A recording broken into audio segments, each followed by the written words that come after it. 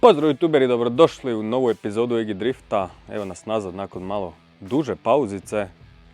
Kao što možete vidjeti, glava je napokon montirana gore. Ipak sam se odlučio probati dati još jednu šansu. Grga je ostavio komentar da bi bilo dobro za sve vas koji im se nađete u istoj situaciji, da još probam probušiti na M16 i da probam osposobiti motor, pa ćemo vidjeti kako će se ponašati. Evo, poslušao sam ga. Sastavljeno je sve stegnuto na 101 Nm i ovaj puta su svi brezoni izdržali, odnosno nije nijednu košuljicu uspio izvući van. Evo kako su sad napravljene košuljice, puno su duže i M16 su. I po 68 puta puškice, ovaj puta M16 vanjski i M10 unutarnji, ali su puno duže, 40 plus mm su, tako da ću ih rezati da budu u ravnini bloka. Osim ove dvije gdje idu vodilice za glavu, njih ću malo skratiti, a ove ostale ćemo poravnati sa blokom i nadat se da će to sadržati. Evo nam i novih rupica.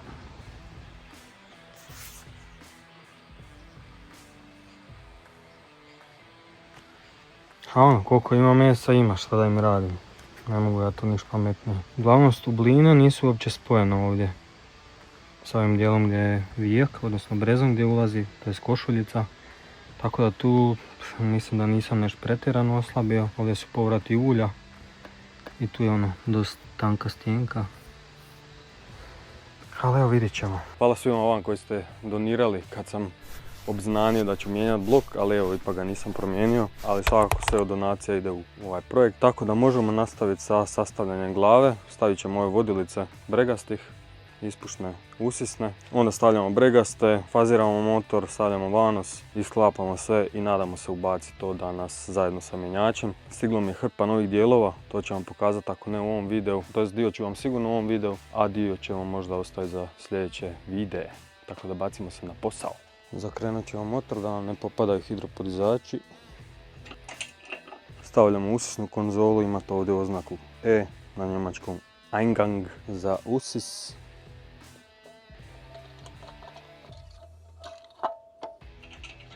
Okrećemo na drugu stranu za ispuh.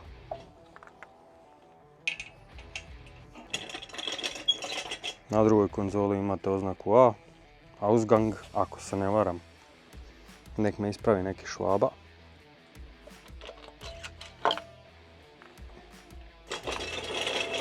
Stavljamo i bregaste i na njima imate oznaku E.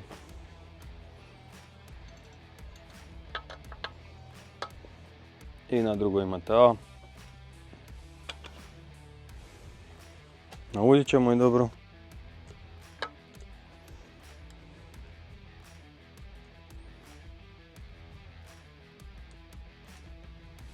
Stavljamo im kape, mostove.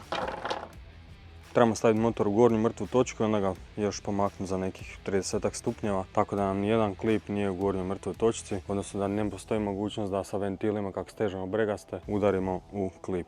Dakle, ovo nam je oznaka na deklu i ovdje imamo OT oznaku na remenici radilice. Kad se ova oznaka poklopi samo ovdje između OT, znači da smo u gornjoj mrtvoj točci i onda ga trebamo pomaknuti još malo.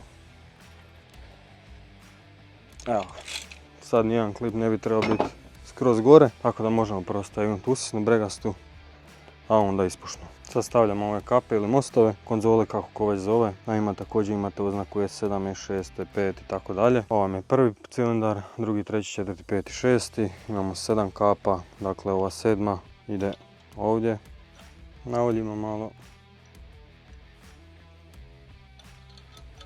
E7 vam treba biti na ovoj strani, dakle nemojte okrenuti ovako, nego ovako.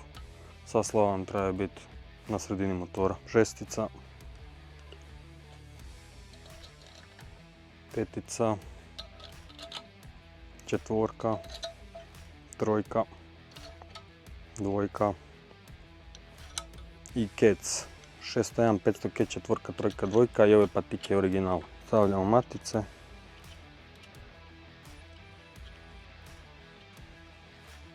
I sad ih stežemo sve redom polako. Stezat ćemo četvorku i šesticu zato što su ovdje bregovi od bregaste i ovdje već na hidropodizačima, odnosno kako budemo stezali bregaste oni će otvarati ventile, tako da ne trebamo recimo krenuti stezati S7 i E1, nam to može dovesti do savijanja bregaste ili puknuća jer je dosta krhka.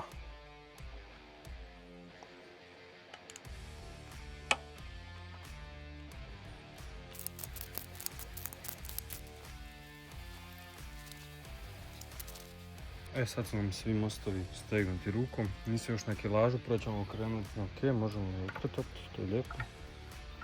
Sad idemo sve stegnuti na 14 Nm.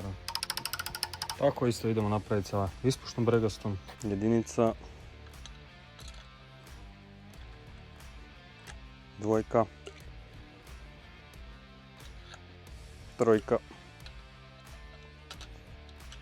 Četvorka. Petica. Šestica.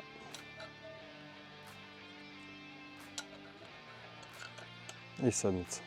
U ovom slučaju stavljamo bregastu da nama trojka, ja petica, diraju ventile, odnosno hidropodizače. Opet ista procedura, kvartalno stežemo A3, A5.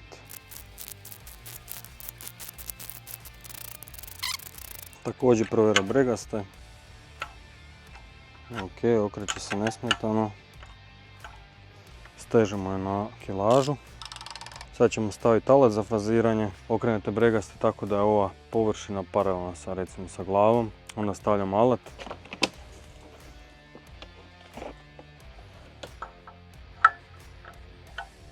Blokiramo ga. Tako. Bregaste blokirane. Stavljamo prvo lančanik na ispušnu stranu, imate ovdje ovu strelicu i onda vam se mora poravnati točno sa ovim tu dijelom glave, tako da morate staviti lanac. Ovaj alat stavljamo ovdje gdje nam ide na tezač lanca, odnosno šplaner, kako god, i lagano nategnemo lanac. I evo sad se ova strelica poravnala sa glavom, možete vidjeti da gleda direkt, odnosno u ravnini glave, vrha glave. Stavljamo ova 3 vika ili šta god da jesu na ispušnu stranu. Pripazite samo da vam ne upadne nešto od dijelova ovdje dolje u karter, jer ćete se boriti da ih izvadite. Čestitam, Eugen. Stežemo ih na 12 Nm. Postavljamo novi klizač lanca. Drži se s ova dva eksternal torksa. Veći vam ide desno, odnosno kod usisa, manji ide kod ispuha. Osmica je u pitanju, ali za ovako malu gidoricu nemam kilo ključ, tako da ću ga stegnuti otprilike na 10 N. Postavljamo i španer za lanac vanosa, najduži vijakom ide ovdje, najmanji ovdje i dva ova srednja idu ovdje.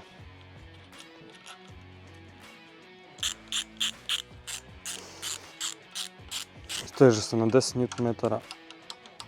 Sljedeće stavljamo ovu podlošku sa zupcima, možete vidjeti da ovdje, ne znam kako će se vidjeti, nema zupce i na ovom klipiću također imate ovaj štift i on mora točno ići gdje fale ta dva zupca. Isto vam je na bregastoj, fali jedan zub i na usisnoj i na ispušnoj, tako da ne možete fulati orijentaciju. I sad u ovaj alat stavljamo dva zupčanika od vanosa.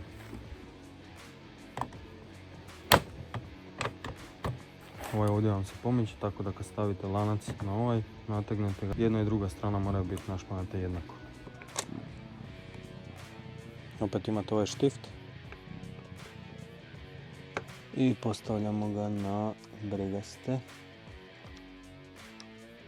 Stavljamo ovu podlošku, ovdje vam piše front, dakle to treba gledati prema vama. Ne znam zašto kombiniraju malo njemačkog, malo engleskog, ali tako je kako je. Stavljamo matice.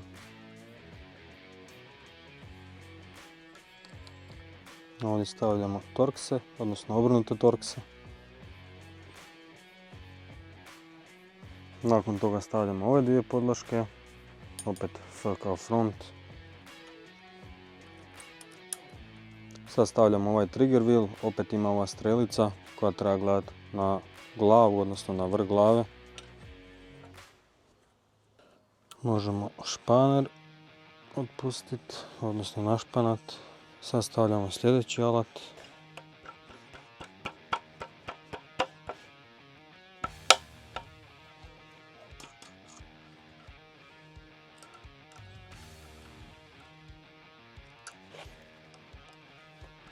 Privučemo torkse rukom lagano.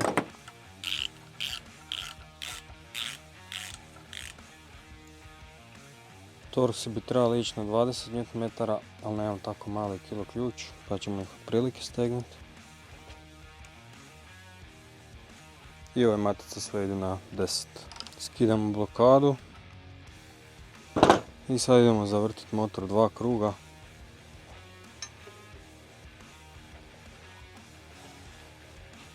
I sad bi bez problema trebali moći vratiti ovu blokadu. Da. Trebala bi biti poravnata, je. Odlično. Znači, ufazirali smo motor. Možemo skinuti ovu blokadu. Stavljamo novu brtvu. Vanos može nazad. Stežemo ga na 10 Nm. Postavljamo ove torkse. Kontra navaj. Steže se na 10 Nm, ali nemam kilo ključ za kontra stranu, tako da ću ih stegnuti rukom. Stavljamo nove ove kapice. Vraćamo ove čepove. Sad ćemo probati testirati vanos. Ovdje imam konektor, žice plus i minus na ovaj solenoid usisne bregaste. Ovdje sam spojio crijevu kompresora, to će nam glumiti pritisak ulja. I sad ako uštekam pritisak, dakle kad uvedemo napajanje na solenoid, odnosno ovaj ventil, bregasta bi se trebala zakrenuti. Evo. Ok, očito nemamo dosta. Da, moram napuniti kompresor pa ću probati ponovo. Da vidimo sad, napunio se kompresor, evo neki 6 bara. I da vidimo. Možete vidjeti kako se bregasta zakrene. Ne znam koliko me čujete sad, u biti bregasta se zakrene za nekih 12,5 stupnjeva, ako se dobro sjećam po specifikaciji. Idemo isto napraviti sa ispušnom.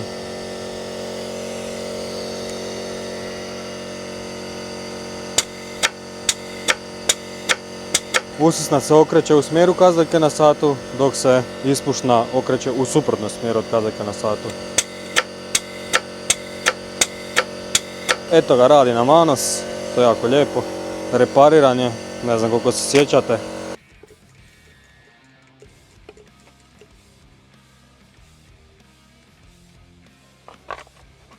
Stavljamo prvu zaštitu. Kad otvorite čep da vam ne šprica bregasta.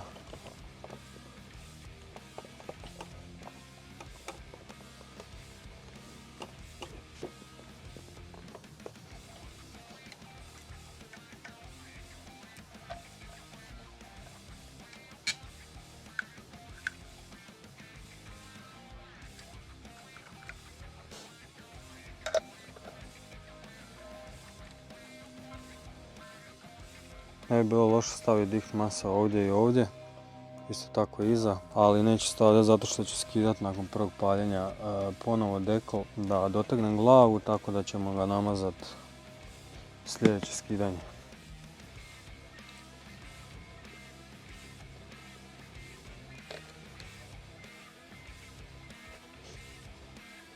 Sad ćemo montirati ovu ispušnu granu. Ovo je Made in China grana. 3 mm je stjenka, ali sam poprilično zadovoljan sa izradom. Gledajte varove.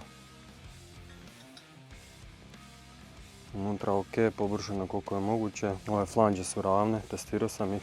Jer kad varite ove cijevi, zna se izvitoperiti ova flanđa, ali očito su je pobrusili. Ista stvar i sa ovom ovdje. Dakle, ima prihvat T3 i T4, paša vam na oba turba, ako imate turbo sa T3 ili T4 ovom flanđom. Tako da idemo montirati sad. Ovdje su mi već postavljene ove brtve za ispuh, tako da je možemo samo montirati.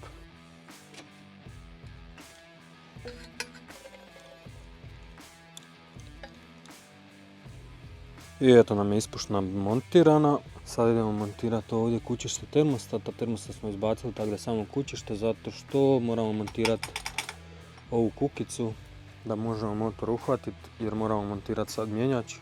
A da bi montirali mjenjač, moramo ga skinuti sa stavka. Evo kućište termostata, ovdje ide termostat, međutim uklonjen je. Moramo staviti novu brtvu.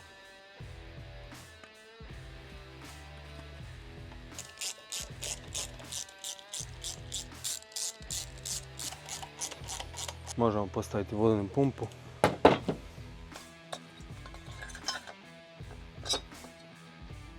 Nisam uzimao drugu vodenu pumpu jer ću svakako imati trkaču, tako da ova kad crkne promijenit ćemo je, ali uvijek imamo jednu u rezervi.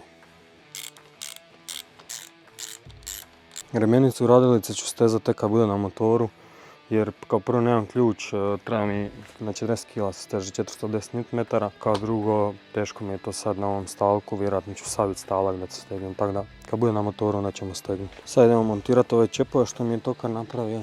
Dakle, ovdje moramo zatvoriti vodu i ovdje. Tu je nekad išlo grijanje za kabinu, međutim to nam više ne treba, tako da idemo ovaj namazati dikt masom i začepiti te rupe.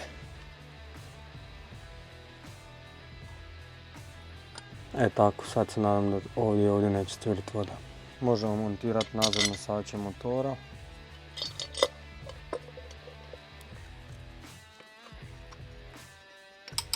Možemo vratiti kućište filtera, moramo promijeniti brtvu.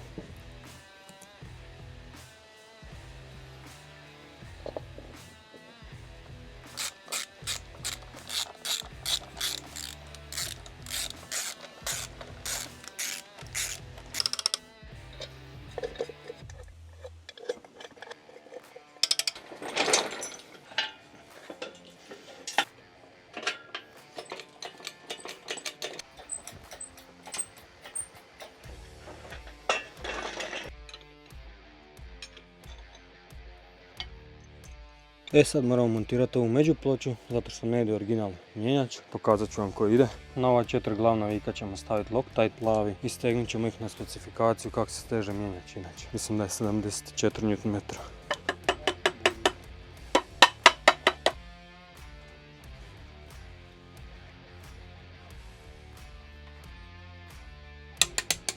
Postavljamo zamajac.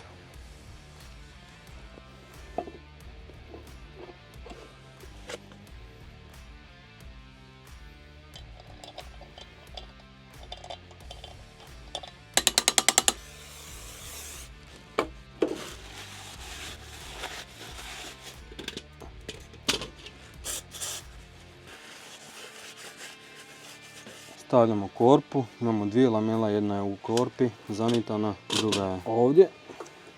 S tim da ide ovako, piše vam čak, evo ga ovdje piše Getriebe Seite. Dakle, ovo se okreće prema mjenjaču. I imate drugu lamelu koja je ovdje i jedna ulazi u drugu.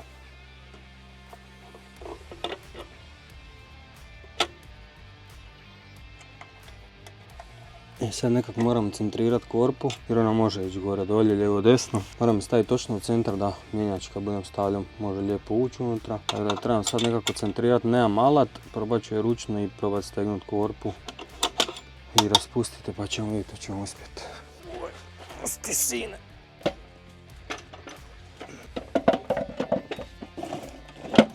Evo ga! Aj pa ovo je išlo lakše nego očekivano. Sad to treba nekako ubaciti.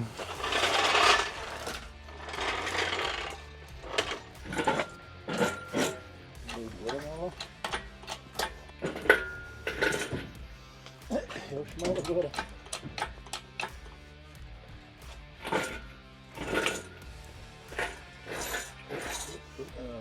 Još mora ići. Ali još mora ići dolje.